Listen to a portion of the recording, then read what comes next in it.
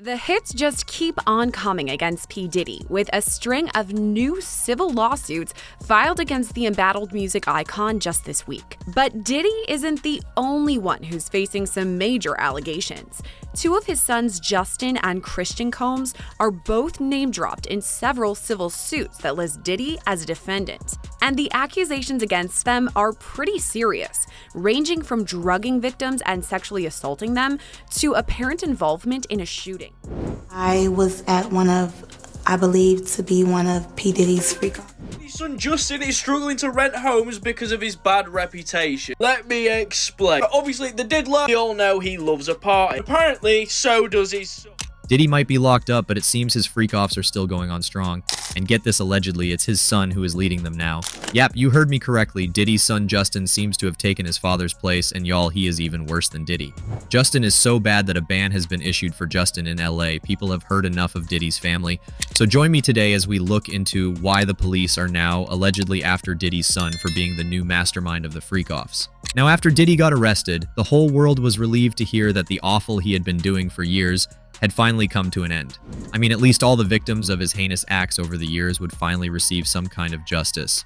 However, the last couple of weeks are quickly proving that Diddy's influence runs very deep. First, the world to hear that despite being in prison, Diddy was allegedly threatening people he thought would testify against him in court.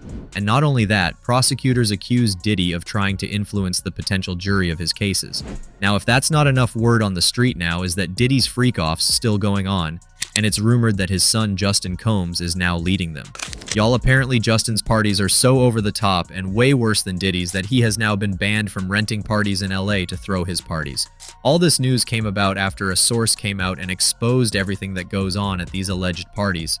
Apparently, a broker of mansions in Southern California told the Post that it seems that Justin is following in the footsteps of his father by throwing over-the-top lavish parties full of people. The broker works for a company that regularly rents mansions for Justin and his friends. Now, when Justin would be making arrangements to rent the houses, he would say that he would be hosting just about 20 people, but often more than 200 people would show up and wreck the whole place, often leaving serious damage to the properties. Now, this has gone on for so long that it has gotten to a point that nobody is willing to rent houses to Justin anymore. Now, the Post reported that there has been no proof that Justin's parties tend to end up like Diddy parties.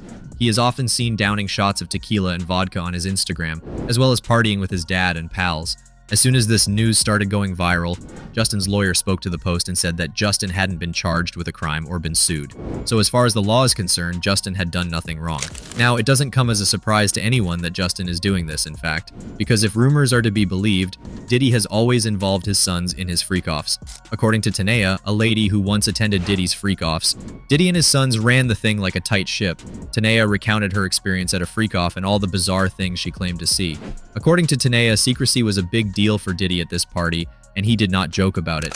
I mean, this freak-off allegedly took place for years, so it seems like Diddy went to great lengths to keep everything quiet. Tanea alleged that security at Diddy parties was extremely tight, and that you couldn't just stumble into a Diddy party by mistake. People were made to hand over their phones and electronics at the entrance, and security sealed them in bubble cases so that no one could take a photo or video of what went down. It seemed like only Diddy was allowed to do that. So we get there, and that's when stuff got weird. And that's why they lock up our phones, because they know what we see in there, you know, it's he can get in trouble, like right now. So basically, we arrived, security guard patted us down. They put our phone in this little bubble case. So the bubble case is closed. They can't get unlocked until we walk out. So as we're there, the only way of us taking any type of pictures is if we get in the photo booth. He has like a photo booth or whatever, take like 4 pictures. So I got pictures. I still got everything in my Snap too, like of the photos, everything. That's all you could get. All right, get this tea. According to Tanea, Diddy's parties weren't just chaotic free-for-alls, they were highly organized with different sections, and guests couldn't just wander wherever they pleased. Tanea shared that at one of Diddy's infamous freak-off parties, she was approached by one of Diddy's sons after she got inside. Apparently, his sons were in charge of handpicking people to invite into the main house, where the real freak-offs were allegedly happening. But it didn't stop there. Those selected to participate in the freak-offs were reportedly given a pair of white shoes, which served as a clear signal that they were approved to take part in the wild activities. It's like there was this whole secret system in place and not just anyone could get in. But as you can imagine, the story doesn't end there, it only gets darker.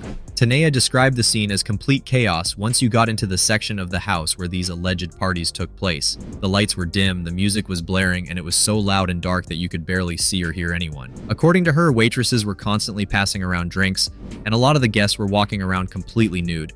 But here's where it gets even weirder. Diddy allegedly had a thing for people dressed like Harajuku dolls, complete with red lipstick. Yes, dolls. And these weren't just late night shenanigans. Tanya claims she saw this going down at 7 in the morning. Now, when comes to completely trashing rental parties, Diddy was also good at that. One of the best examples of this was Meek Mill's 27th birthday that Diddy hosted. First of all, when it came to Meek Mill, Diddy spared no expense for Meek's birthday. Diddy rented out a Parisian palace for a day, which set him back a whopping $25,000. Now trust me when I tell you, Diddy, he got his money's worth with Meek, if you know what I mean. Y'all, this wasn't just any gathering, it was packed to the brim with people. The mansion was reportedly crowded, with celebs like King Bach, French Montana, Lil Durk, and others in attendance. Diddy made sure this party was the place to be, filled with high-profile names to keep the spotlight shining. It's giving all kinds of chaotic energy, and the story just keeps getting weirder. Y'all, this party wasn't just big, it was massive. According to reports, nearly 900 people showed up to Diddy's freak-off party. Celebrities were spotted shuffling through crowds, flanked by their entourages of bodyguards and arm candy. The place was packed wall to wall, giving off total chaos vibes. It wasn't just a party, it was a full-blown spectacle with high-profile names everywhere you turned. Alright, let me set the scene for what reportedly went down inside this party because it's next-level wild. Inside the mansion, dancers wearing nothing but lingerie performed seductive routines on makeshift stages scattered throughout the house. Meanwhile, scantily dressed women posed with rappers, adding to the over-the-top atmosphere. And get this, on one table, a woman lying on a table wearing nothing and was covered only by a tiny piece of clear vinyl, with sushi placed all over her body. Guests were eating sushi off her, while other women offered bottles of sauce for dipping. It was excess, chaos, and spectacle all rolled into one. Guests were posing for the cameras with their friends, capturing the chaotic and glamorous energy of the night. At one point, Meek Mill, French Montana, and Diddy himself took center stage to deliver a speech to the crowd. It was a spectacle of celebrities, luxury, and excess that left everyone talking. This party wasn't just an event, it was a show, and it's clear Diddy wanted to make a statement. Now, the amount of work and effort to detail Diddy wanted at this party was insane. You see, 1 month before the party, Diddy's PA contacted Jason Haidt, the property manager for the Parisian palace where the party took place. Now, the party took place 3 days after Meek's actual birthday, but Diddy reportedly gave out strict instructions that he wanted the party to be held on the night of the first fight between Floyd Mayweather and Marcos Maidana, as people could party hard. Diddy then said he wanted all the bedrooms to be changed and new ones to be fitted, and they were to be left unopened so they could come in and supervise their installation. All copies of the keys were to be given to Diddy personally, no one else. Now, according to Mr. Haidt, there was an issue in getting Diddy his new locks as he had demanded, because the mansion was really old and expensive. But Diddy said money was a non-issue, so Mr. Haidt was ordered to spend whatever to replace the locks, and they would cover it. Now, Diddy's team told the property manager, Mr. Haidt, that he had to be on site on the night of the party to oversee the party just in case any issue arose. Speaking to the Daily Mail, Mr. Haidt said, "I told them I have a detached guest house in the rear of the property, and that unless they summon me, I will stay there. I explained to them that the mansion was a period home, which meant all bedroom doors were solid wood with solid brass mortise-type locks with crystal door handles and skeleton keys. Y'all, Diddy even allegedly got an insurance policy to cover the mansion and its contents just in case there was any loss of life at the party. Yap, that's how wild the party was. Diddy was so strict about what was in the house that he even brought his own smoke detectors, which he had removed after the party. Talk about sus, I mean, given everything we have heard about Diddy, were those even smoke detectors or something else?